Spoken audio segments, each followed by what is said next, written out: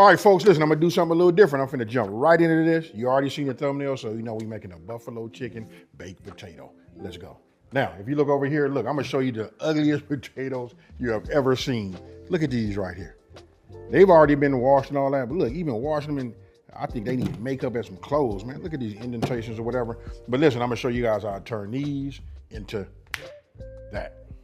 Okay, so look, you guys can see there's a few ingredients. I got some things that make it super simple. You know what I mean? We got ranch dressing packs. That speeds up the process. You know, we got some rotisserie chickens.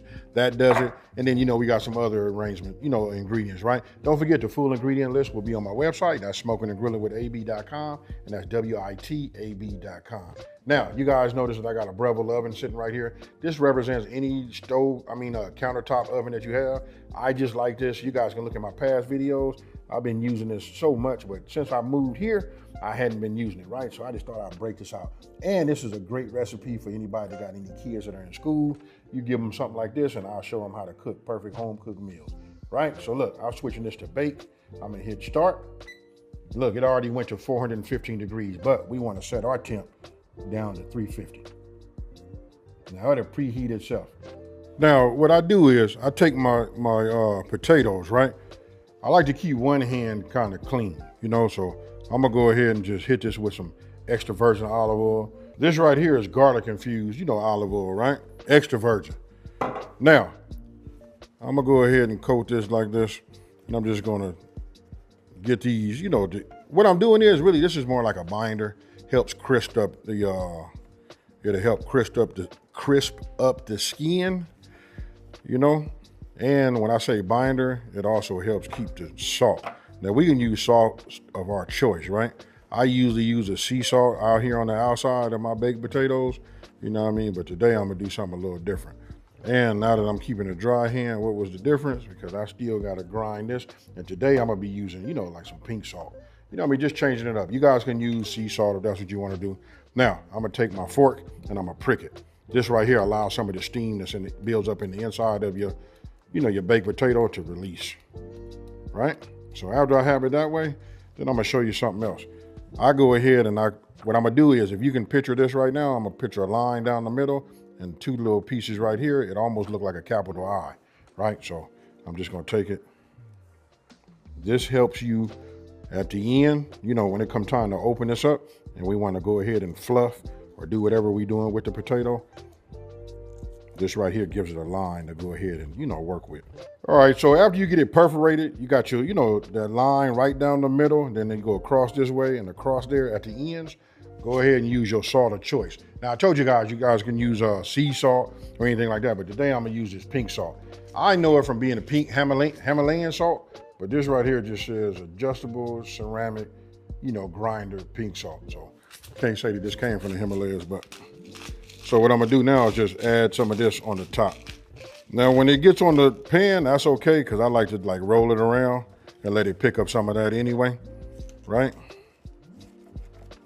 All right, so listen, my oven is already preheated. We already up to 350 degrees. Let me move this out the way. I think we're just gonna go ahead and open this up. Now I'll center, you know, put these over here just like this. I don't really want them to be touching, right? So here we go. Then we just set a timer for 1 hour. Just stick it in the inside like so. Close that top. Let's go ahead and get this time right. You know what I mean? Let's see. There we go. And then what we're gonna do is, meanwhile, we're gonna go ahead and prep everything else. Now, let me get these rotisserie chickens. I'm gonna go ahead and break these down. We only need 3 cups, but I'm sure everybody here wants me to have other. You know what I mean? So what I'm gonna do is, let's just take one of these and let's just break them down.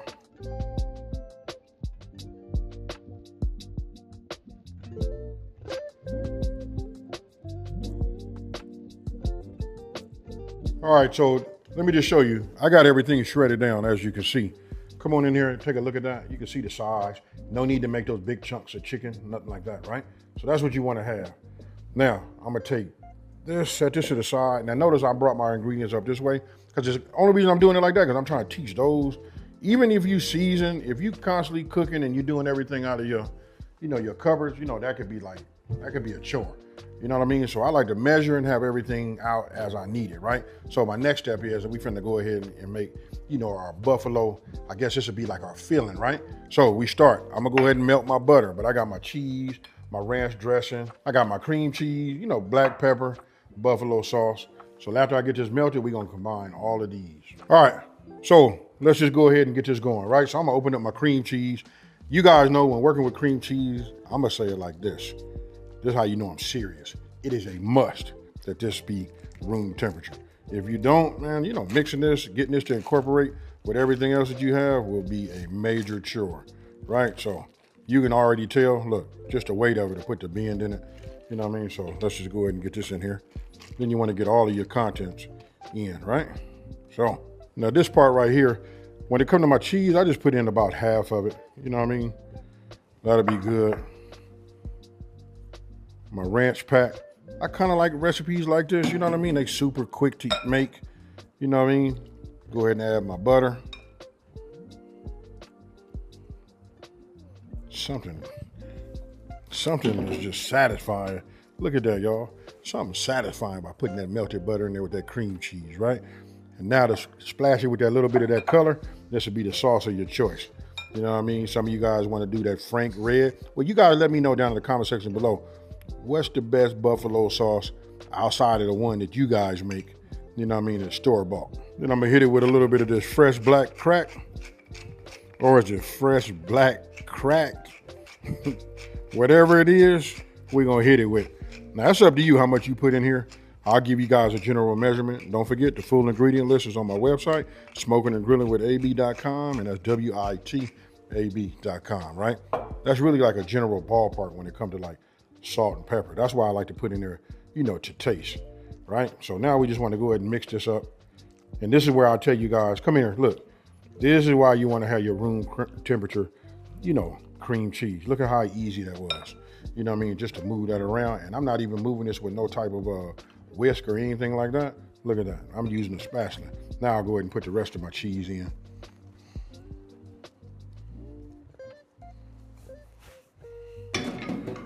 And then we incorporate. All right, so looking at my timer right here, look like I got 3 minutes and 53 seconds in counting. Now, we got this ready. And I told you, I like working with bowls, you know what I mean? Because you can look on the side, you can see if you have some white, like did all the cream cheese get mixed in? You know what I mean? Really comes into play more so when you baking, right? But now I'm gonna take this. This is my shredded. You only need about 3 cups. I mean, it's up to you how many you gonna do. I did two rotisserie chickens, which probably gave me about, I don't know, probably another 2 cups, right? But I'll save those for another little project that I'm working on. So now we'll take this filling, and now we just finna add this, you know, to that, and then we're gonna mix all of this up together. This is gonna be our filling, right? But wait, you guys seen that movie when he said, but wait, there's more. You know what I mean? But right now we just wanna get this in there just like that. You know what I mean? Now I'm gonna go ahead and start incorporating this together. Oh yeah, look at this. I'm telling you, the aromatic that's coming up off of this right now, it was already fire. Now just imagine when you add that rotisserie chicken to it. All right, look, my timer just went off. I got my filling. That's right here, right? But the filling is not completely done because I don't know if I had said it already. I think I did. These are going to be twice baked. So you see these? Here they go. I'll put these right here on my board. Let me close these because you know what? Twice baked mean we got to bake them 2 times, right? So they are going back. All right, now if you guys come on in here and take a look, you remember we perforated them in the very beginning, right? Remember I said like an eye, you can see that it goes this way, goes down the middle, and then comes back this way. Now you can just see it a little bit better. And the skin is a little bit on a, yeah, I don't know about y'all, but I eat my skin too. I don't know, that sounds tricky, so I'm gonna go ahead and pause. Now, let me give a pro tip. I always give one when we open in pots, we crack the lid away from us, right? So let me give you one about this. These are hot, folks. So in order for you guys to really be able to touch these and do something, you're gonna have to let them cool just a little bit. You know what I mean? Other than that, you ain't gonna be able to do nothing with it. But I'm gonna show you why we perforated these in just 1 second.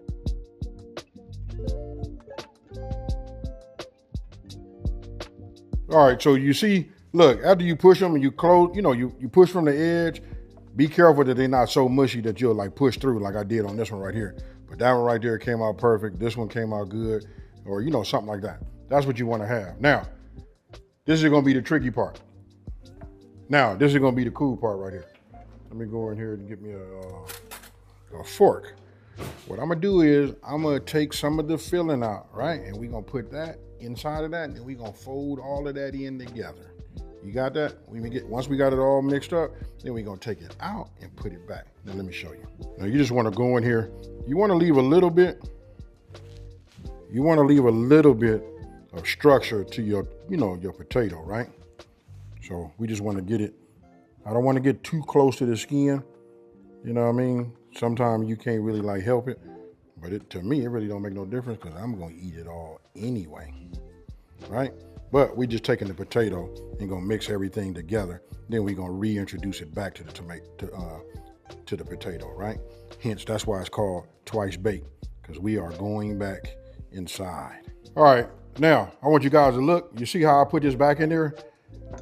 Forgive me for because we started out with 4, but one's missing. I was hungry. I went ahead and made myself just a baked potato, right? So now we just want to go ahead and mix, you know, our potato in, right? Oh yeah. Now this right here, truly, if you guys are gonna make baked potatoes, you can probably make, with the size of this recipe, you can probably get yourself about, I don't know, 8 to 10, you know, potatoes, right? So listen, that's what makes it great for an appetizer, you know, for your friends, you know, to come by, right? So once you make sure that you have it all incorporated, right? Then what we're gonna do is we finna reintroduce this back into it. But you see the tomato, I keep wanting to call these tomatoes, but you can see the potato in there. Look at that. You see those chunks? You don't want to just like beat them down and make mashed potato. I mean, if you want them that way, you can, but this right here is good. Now, what I would suggest is that you guys get yourself a fork now and go ahead and taste it and find out, do you need to make any adjustments to anything? Does it need more salt? Does it need a little bit more pepper? Do you want to put a little bit more buffalo sauce, etc.? Hey, cheers, y'all. Hey, this is a little bit more than taste to see, huh? Yes, sir. All right, so then all you want to do is you want to take this, you know, your filling with the potato and everything else inside of there, and then what you want to do is just reintroduce it back into it, right?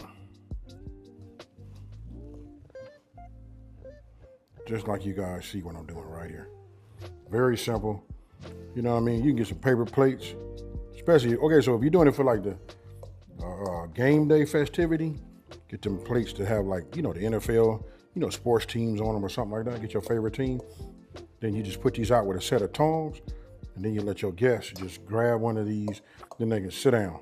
And tell them you want them to sit down because you don't want none of this stuff on your carpet or nothing like that, right? All right, so you guys see what they look like right here, right? So then just go ahead and sprinkle a little bit of this cheese right here on the top. Oh, look at that. Right, you want to get some over all of it.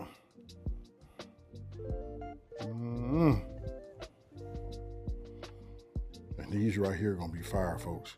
Don't forget we put some sea salt, so you can tell your guests, look, eat the whole thing. Tell them the skin is where all of the nutrients is at anyway. Now you just put it back into the oven. We're gonna put it in for about 20 minutes. We just wanna watch our cheese, make sure it melts.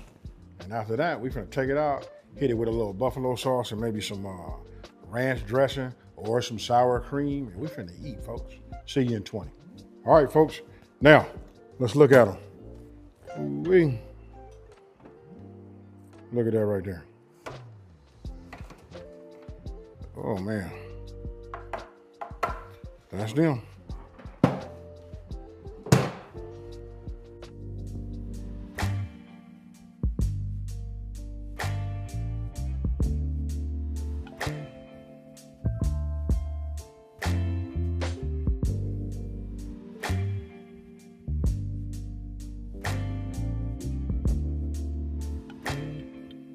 All right, so you guys see it just how it is, right? When you make it, you can go ahead and hit it with some sour cream, or you can hit it with some ranch. You can put some more buffalo sauce on it. It's up to you. Do whatever you want to do, you guys.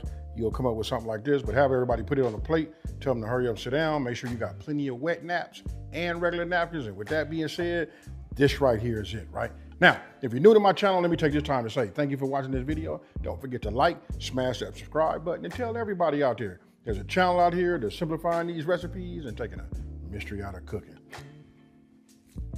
You heard it in your brain.